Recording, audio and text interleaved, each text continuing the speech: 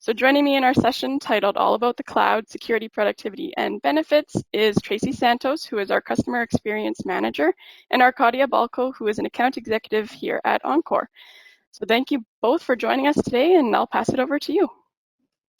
Awesome. Great. Thank you, Tess. Thanks, Tess. Yeah, thank you, Tess. Good morning, everyone. We just wanted to say a quick thank you for registering for this event. We do appreciate you taking the time to learn about the cloud, its security, productivity, and benefits. Great. Thanks, Arcadia. I'm going to go and take myself off of camera. So when I first heard about the cloud back in university about 5 years ago, I must admit that the thought of my data floating in the sky did scare me a little bit. However, fast forward 5 years and that concern has actually completely gone away. Mine and Tracy's goal today is to help ease any concern you have when it comes to the cloud. So for the agenda today, we're going to go over the following topics: what the road to the cloud means, the security of the cloud, remote work, productivity gains with the cloud, and the benefits of moving to the cloud. We here at Encore are eager to know, what are your concerns for moving to the cloud? Right away, you're going to see a poll pop up shortly. If you could fill that out, that would be greatly appreciated. You are able to pick more than one answer. It'll be up for about 15 to 20 seconds, and then we'll go over the results afterwards. Yeah, and you can see we put a little study up there from Protiviti about what are the concerns of people out there about. There's definitely that security and privacy is super, super important to people. All right, so when that poll is closed, Perfect. It's all closed now. Great. So the biggest concern I can see here is the data protection and privacy, with 85% of the attendees filling that out, and then security comes in second at 73%. Awesome, great, thanks, Arcadia. You are very welcome. All right, so I'm going to just go over a quick quote from Satya Nadella, who's the CEO of Microsoft. He recently commented on, "We've seen 2 years worth of digital transformation in 2 months, from remote teamwork and learning to sales and customer service to critical cloud infrastructure and security. We are working alongside customers every day to help them adapt and stay open for business in a world of remote everything." So overnight we had to adopt, and we did. It was quite remarkable when the beginning of the year happened, and how quickly people around the globe were able to change to working from home. So what Road to the Cloud means is go forward applications that allow our resources to work anywhere. So again, a rose by any other name, again, we can refer to it in many different ways. Some components of that are IaaS and SaaS, so infrastructure as a service and software as a service. We use it every day. So for example, every time you take a picture on your phone, and then it's stored up in some cloud storage. And so our work challenges evolved and our applications had to evolve with that. So this year, COVID-19 has changed almost everything about the way we approach work and security. Now you have to meet the needs of a remote workforce, support rapidly evolving business requirements, and steer your organization to the next normal, even without actually knowing what that normal will entail. At the same time, cybersecurity is more crucial than ever, as bad actors exploit the opportunity to prey on fears and weaknesses. On the surface, all of this may seem intimidating. But with this kind of dramatic change also comes the opportunities to evolve. We know that the new normal now requires you to address a higher volume of security work than ever, all while remaining agile and reducing costs. How do you do that? By having a razor-sharp focus on what's important. That's why Microsoft Azure, or cloud, any cloud offering, is here to empower you with cloud-native tools that give you the breadth of coverage you need to defend against bad actors, alongside built-in artificial intelligence to help you focus your attention on the biggest threats and most critical priorities. So security is foundational for any cloud offering, including Azure. And Azure takes advantage of multi-layered security provided by Microsoft across physical data centers, infrastructure, and operations in Azure. gain from state-of-the-art security delivered in data centers globally. So again, oftentimes clients are concerned about where is my data stored? And again, you can pick your data center. If you have certain rules and regulations for compliance, whether it be hosted in the United States or hosted in Canada, they have data centers all over the globe. Relying on a cloud that is built with customized hardware and security controls integrated into the hardware and firmware components and added protection against such threats such as DDoS. So this is a word I had to learn. I didn't know what DDoS was. It's distributed denial of service attacks. So these are, again, these bad actors that are aiming to overwhelm your infrastructure with more traffic than a server or network can accommodate, and that's how they're able to gain access. Privacy again, so again, people were really concerned about privacy. Again, privacy is controlled, billions of dollars spent on making sure that we're able to provide that privacy and that you are also in control. Also, no data profiling. There is no sharing of information, your data, with marketing advertisers or commercial purposes. And there's strong legal protection. Microsoft does not provide governments with backdoors, encryption keys, or assistance to break encryption. There's GDPR for all customers, so the General Data Protection Regulation, data protection rights to all customers, not just in Europe. And again, making sure that we're listening to customers and collaborate with them on what is required from a compliance perspective. So there are more than 90 compliance certificates, including 50 specific to global regions and countries such as the US, Europe, Germany, Japan, United Kingdom, etc. So again, Microsoft makes sure they go above what is minimally required. Also, they're the compliance manager. So again, you're able to go and look at your dashboard and see how you're in line with compliance. With massive workforces now remote, the stress of IT admins and security professionals is compounded by increased pressure to keep everyone productive and connected while combating evolving threats. Now more than ever, organizations need to reduce costs, keep up with compliance requirements, all while managing risk in this constantly evolving landscape. So again, we're making sure that we're covering you from a security perspective. There's also really interesting, there's some of the handouts that we have for secure testing and monitoring. So there's 3,500 cybersecurity experts who work on your behalf, and that's 24/7, 365. And there's 200 professionals that they simply identify potential vulnerabilities through red and blue team exercises. The red team tries to compromise the infrastructure and the blue team defends against the attacks. And so at the end of each red and blue team exercise, the team codifies what they've learned. So again, that's constantly evolving and learning to protect your privacy, your data, and again, protecting you from any ransomware that might occur.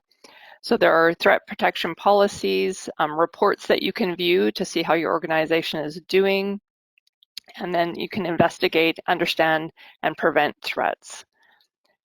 That ransomware has really come up it's become more frequent of late. We've had clients that have had ransomware attacks and have had, even the FBI involved and having to pay thousands, hundreds of thousands of dollars to try and get their data back. So again, you can remove that threat and that risk. Multi-factor authentication. So we've done some sessions on security and specifically around how to protect yourself with MFA or multi-factor authentication. So again, if you're not using MFA yet, we highly encourage you to turn that on. Just a little bit about it if you're not sure. It's the user's prompted during sign-in process for additional information in form of identification, such as entering a code on their cell phone or fingerprint scan, etc. So lots of great offerings there from a security perspective. So let's talk a little bit about this new welcome to your modern workplace. So the nature of work has changed. Employees expect to work securely from anywhere on any device, and they put a high premium on work that enriches and fulfills them. When their productivity tools enhance the quality of effectiveness of their work experience, they're happier, more valuable, and more likely to stay. Companies need to provide that empowerment, but they also need to provide vital IT assets. It's a fundamental operational change for you and your team members.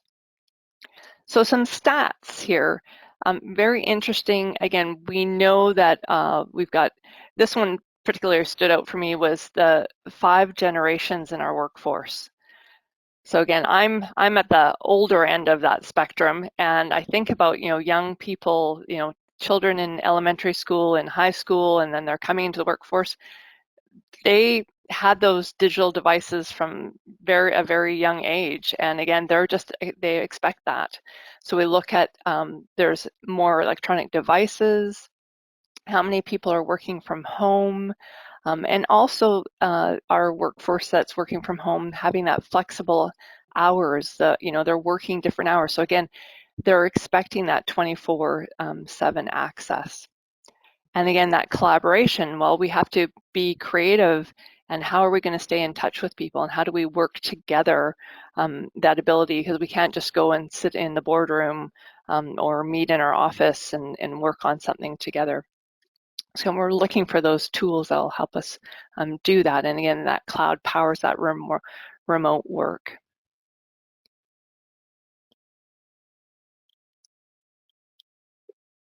A new way to work and learn for a new digital age.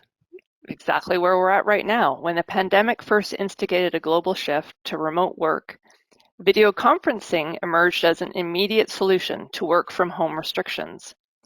But as the initial era of remote everything has given way to a durable hybrid model of work and learning, we've entered a new digital age that is completely transforming how we work and learn today and for the next decade. To connect, collaborate, and create in this new world of work, whether that be at home or school, in the office, or in the first line industries like healthcare and manufacturing, we need an experience that goes far beyond video meetings or chat alone. So with a virtual desktop, you can enjoy consistent access to the tools you use the most from wherever you are. Even on a mobile device, you can access the same desktop you see at your desk and at head office. So that complete shift, when we think about years and years ago when we were using I'm going to totally date myself, Lotus 1-2-3, and there was Word, there was another application, Wang, I think it was another application where we would do word processing. And again, when those applications changed and we were able to do so much more. So those of you that are joining us today and think about Excel in the early days and how we could use that. And so all of those things evolved, and that technology allowed us to do so much more. We wouldn't be able to do those things before. I was thinking back to in my early married days when my husband's family lived in Australia and we lived here, and how were we gonna, it was so expensive to talk on the phone. We used to take a cassette tape and tape our voices. We would tape a letter rather than typing out or writing a letter, and then send them the tape so they could hear our voice. And now, you can speak to anyone all over the world, and you can have a collaborative call and work together. You can be on a call together and work on a document together. And it's quite amazing how technology has allowed us to continue on and be productive in many, many situations.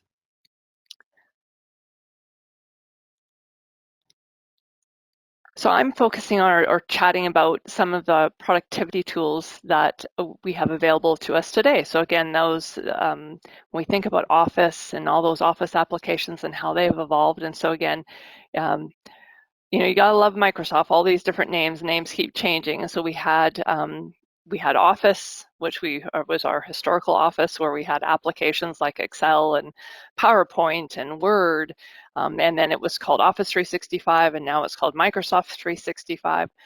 So when we think about that family of products, there's that Microsoft 365 family of products, and then we have Dynamics 365. And Teams, for those of you that have used it so far or are thinking about using it, we started doing presentations to our customer base on Teams about, I think, 2.5, 3 years ago. I've presented at some of the Microsoft stores on Teams. But again, a great tool for working together collaboratively. And I find one thing that I personally enjoy from it is, if we could reduce some of our email, we'd really like that. And so again, that ability to use Teams to communicate rather than sending those emails back and forth. And I never have to worry about, even if, I would hate to think that this would ever happen, but if my dog chewed my laptop and destroyed it, or I spilt my tea on here and it just wouldn't work anymore, I never have to worry about losing my work. My work is stored safely up in the cloud, and I don't have to worry about an interruption in my work, and my productivity can continue. So recently, Microsoft announced that they had reached 115 million daily active users for Teams. And so this growth reflects the continued demand for Teams as a lifeline for remote and hybrid work and learning during the pandemic. So again, helping people and organizations in every industry stay agile and resilient in this new era. So again, and what's really cool about it too is you can provide feedback, and you'll see that people are all wanting those same things to change or improve or add this or add that. So again, a great tool for you to be able to do, and again for having meetings, so where you can all work together and see each other and have that collaborative environment. So again, that file sharing is great. I remember us doing a presentation many years ago where everyone in the organization had that same file stored on their local drive. And so again, we don't need that. You're going to have that data sprawl. It definitely exists. All right, on to some more productivity gains. With modernized communications, your team can meet the growing needs of your business across departments, locations, and time zones. So again, these are already familiar tools, which we were talking about. We're used to our Office, and now we've got our Microsoft Office. We can work collaboratively, again, from your phone. Fantastic that, if you're out on the road or going out for a walk to get some fresh air, you've got your mobile device and that's available there. And again, our younger generation, their phone is an attachment for them. It's an extension of themselves. Again, they've got that ability. And we've got all of the storage available online as well. And again, that whole ability, that ease of use as well, because one tool, that user interface is very similar there as well. And that ability to know that you're never going to have downtime. So again, even if this happened, that one of Microsoft's data centers goes down, you've got full redundancy and completely would be up within minutes on that. And I know Tony was mentioning to me how much time the cloud had actually gone down over the course of the last 12 months. And again, they've got that SLA of being up, I think it's 99 point something% of the time. So great ability to see, easy to use, got that collaboration, that mobility, and that efficiency, because it's always going to be available for you. Earlier in the presentation, we talked about costs. So again, we've got some great tools that you can use for comparing costs. So again, the cloud reduces costs, helps you deliver a more cost-effective solution than you could provide on-premise. So imagine how much effort and resources and costs you would have to put into creating that same environment. So again, you're eliminating all those hardware costs, reducing your administration costs, and retiring third-party products. So a Forrester Total Economic Impact report shows that organizations that move to the cloud reduced their TCO by 10.25%. It experienced an estimated 40% administrative savings from eliminating software updates, storage allocations, server backups, and restores, reduced deployment costs by an estimated 30 to 50% versus on-premise. And they also saw additional savings on hardware storage and disaster recovery costs. So again, they estimated by moving would save 30 to 50% less expensive than upgrading servers on premise and reduce administrative costs by 40%. So just some numbers there. And again, you can do your own kind of analysis, and we have some Excel spreadsheets that allow you to do that and to work on that. So again, lots of great benefits for that. But overall, just some key takeaways is the cloud has many benefits, and I hope we've addressed maybe some of the concerns, the privacy and security. Again, we want to be secure ourselves, knowing that our data is secure from anyone else, but also that Microsoft is taking care of that, and they've got that infrastructure, and they've got the technology, and they can put all those resources, and I can remove the risk from me to someone else. That is their specialty, and I don't have to worry about ransomware. We had, there's been just so many instances that clients have been attacked by ransomware, and when there's on our, I'll ask Tess if she can send this out to you. We just did a security webinar, I think last week or the week before, and they were giving some examples of what had happened and had the client been moved up into the cloud. And there's different ways of getting that road to the cloud there as well, but some great information there. So again, we're offering that world-class security, privacy, and compliance, and minimizing that risk. No matter what happens, you're going to be up and operational. So those are the key takeaways there. And empowering and inspiring your employees. In preparation, I've been preparing for 3 or 4 weeks for these 2 days of presentations, and a theme that keeps coming up is when we are having these, our frontline workers, they're working, they get to see each other, in different environments, whether you be in manufacturing or food distribution, etc. You do get that interaction with people that are maybe working remotely or working from home. We want to make sure that we're communicating with them often, and that we're collaborating, and that we're creating that resilient business, and so that people don't feel isolated. So super important. And I think that is it. And I think our next section, this is my first session of this Element event. So I think I say next slide, and it's Q&A, and I think then Tess comes on. That's right. Thank you, Arkady and Tracy, for that.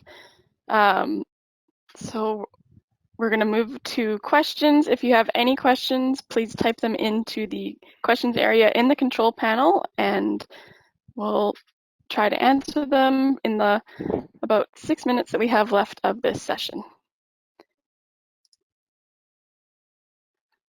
I was too quick then, was I, Tess? No, not at all. Didn't go over. It was perfect. I'll come back on webcam. So the first question is, if we aren't ready to move to the cloud just yet, what can we do now to start preparing? Great question. That is a great question. Yeah. I think definitely is the things to prepare is thinking about what would you move, what would you do. So again, sometimes we are leveraging the cloud, even though we don't think about it that way, but we are using it. So for example, a lot of clients are already using Office 365 or Microsoft 365, so they already are engaging in the cloud, even though they might not realize that. Sometimes our end users aren't really aware of that. But definitely thinking about your different workloads, which workloads are most easily transferred over into the cloud, and going around and talking to the different people. Sometimes, I work with clients and they say, oh, our ownership doesn't believe in that, or they don't trust it. It's finding out what necessary might be the roadblocks that are preventing you from making that change, and understanding that. I know we do a free cloud consult, complimentary one, to kind of talk about your different workloads and how would that transition happen. So, and again, it's really, I think we always talk about this is your own housekeeping too, is the data cleanup, because again, we talk about the scenario where everyone in the organization has the same 5,000 files on their local drive. And it's like, yeah, if we're going to move to that collaborative way of working, we definitely want to clean things up. That's Those are awesome. some good points, Tracy, for sure. Especially the data cleanup, just in case. Yeah, and you know, Arcadia, at the beginning you said about weren't quite sure about what that all meant and how it was, and I think I was trying to get the exact date, but I remember it's definitely over a decade ago that I remember being at a Microsoft conference and them talking about this and talking about which applications would first move and which ones would be cloud enabled and ready. And you know, we've gone from DOS applications to Windows applications to client server applications to hosted. You know, we had in the city that I live in, there was many data centers, and again, that was just that kind of evolution of that smaller scale offsite storage to then now being something so much more. Yeah, it's really it's quite been quite a journey. It's gone very far for sure. Absolutely. That's awesome. So I don't see any other questions that have come in. Thank you everyone for joining us. Thanks, Tess. Thanks, Thanks, Arcadia. Tess. Bye, everybody. Bye.